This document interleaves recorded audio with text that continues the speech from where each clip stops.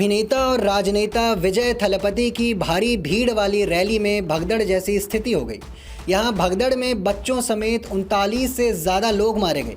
अधिकारियों ने बताया कि कम से कम 30 लोग बेहोश हो गए और उन्हें एम्बुलेंस से अस्पताल ले जाया गया। कई लोगों के अस्पताल में भर्ती होने के बाद मुख्यमंत्री M.K. स्टैलिन ने कहा कि करूर से मिली जानकारी चिंताजनक है। अब सवाल यह है कि भगदड़ मची कैसे।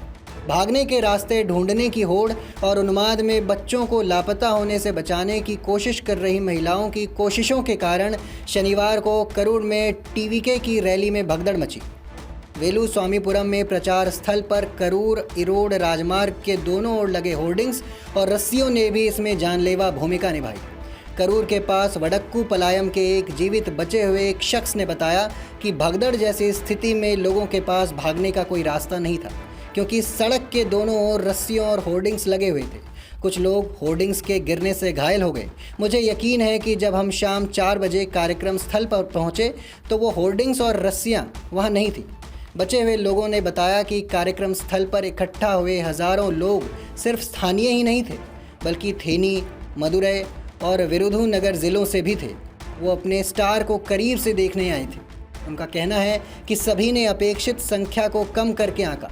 जो भीड़ उमड़ी वह उस सम्मेलन के लिए काफ़ी थी जो खुले मैदान में होना चाहिए था।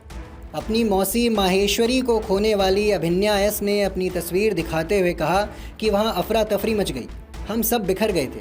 कोई भी जागकर ये पता नहीं लगा पा रहा था कि हमारे प्रियजन हैं कहाँ, क्योंकि उनमें से 10-10 हम पर पड़े थे।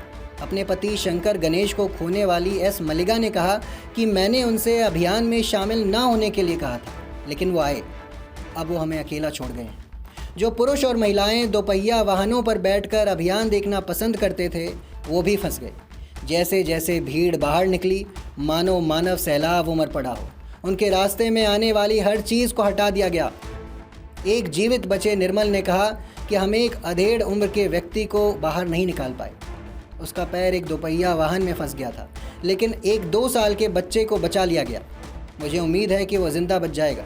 आपको बता दें कि अभिनेता अल्लू अर्जुन की फिल्म पुष्पा 2 के ही स्क्रीनिंग के दौरान भगदड़ मच गई थी।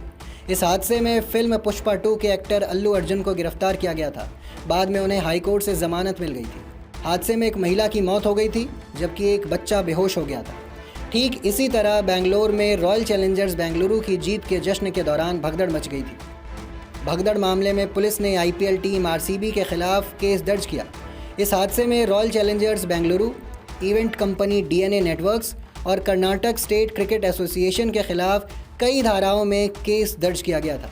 यह हादसा उस समय हुआ था जब चिन्नास्वामी स्टेडियम में RCB की 18 साल बाद IPL खिताब जीत का जश्न मनाने के लिए विशाल भीड़ उमड़ पड़ी थी।